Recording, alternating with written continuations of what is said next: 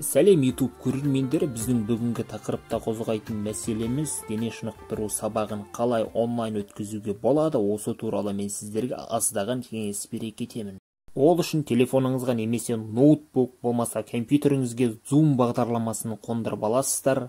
Бұл бағдарламаның артықшылығы, сіз онлайн конференция құру арқылы бірнеше оқушыны қатар бақылауда ұстай аласыздар.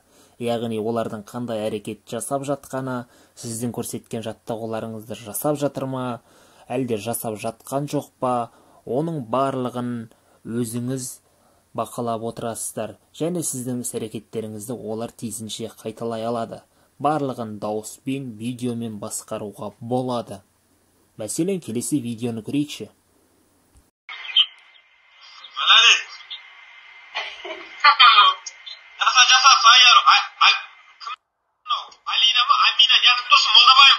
Сіздерге ұсынатын екінші бағдарламамыз Skype for Business деп аталады. Бұл жерде де сіздер онлайн конференция құрасыздар.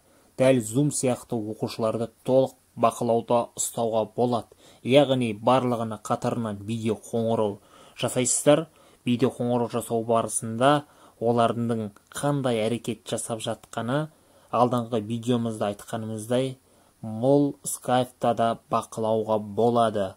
Бірақ Skype-тың кемшілігі, барлық оқушылар аталған желіге тіркелуге тура келеді. Сондықтан мен сіздерге Zoom бағдарламасын қолдануды ұсынамын. Zoom бағдарламасы сіз үшін өте жеңілдеу болмақ Skype-қа қарағанда.